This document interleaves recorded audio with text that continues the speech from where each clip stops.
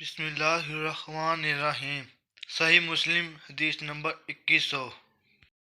اسماعیل ابن علیہ نے شام دستوائی سے روایت کی، انہوں نے کہا ہمیں ابو زبیر نے جابر بن عبداللہ رضی اللہ تعالیٰ عنہ سے حدیث سنائی۔ انہوں نے کہا رسول اللہ صلی اللہ علیہ وسلم کے زمانے میں ایک انتہائی گرم دن سورج کو گرہن لگ گیا تو رسول اللہ صلی اللہ علیہ وسلم نے اپنے ساتھیوں صحابہ رضوان اللہ عنہم اجمعین کے ساتھ نماز پڑھی۔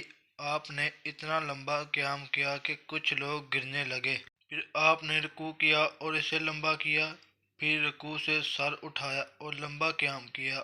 آپ صلی اللہ علیہ وسلم نے پھر رکوع کیا اور لمبا کیا، پھر آپ صلی اللہ علیہ وسلم نے رکوع سے سر اٹھایا اور اس قیام کو لمبا کیا، پھر 2 سجدے کیے، پھر آپ دوسری رکعت کے لیے اٹھے اور اسی طرح کیا۔ اسی طرح 4 رکوع اور 4 سجدے ہو گئے۔ پھر آپ صلی اللہ علیہ وسلم نے فرمایا بلا شبہ مجھ پر ہر وہ چیز حشر نشر پل صراط جنت اور دوزخ جس میں تم گزرو گے پیش کی گئی۔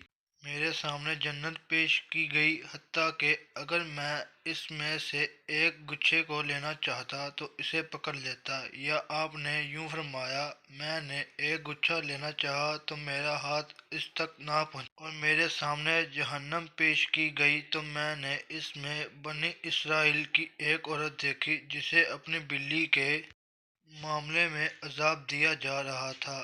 اس نے اسے باندھ دیا، نہ اسے کچھ کھلایا پلایا، نہ اسے چھوڑا ہی کہ وہ زمین کے چھوٹے موٹے جاندار پرندے وغیرہ کھا لیتی۔ میں نے ابو ثمامہ عمرو بن عامر بن مالک جس کا لقب لہا تھا اور خزاعہ کے اس کی اولاد میں سے تھے کو دیکھا کہ وہ آگ میں اپنی انتڑیاں گھسیٹ رہا تھا۔ لوگ کہا کرتے تھے کہ سورج اور چاند کسی عظیم شخصیت کی موت پر ہی بے نور ہوتے ہیں، حالانکہ وہ اللہ تعالیٰ کی نشانیوں میں سے 2 نشانیاں ہیں جو وہ تمہیں دکھاتا ہے۔ جب انہیں گرہن لگے تو اس وقت تک نماز پڑھتے رہو کہ وہ گرہن چھٹ جائے۔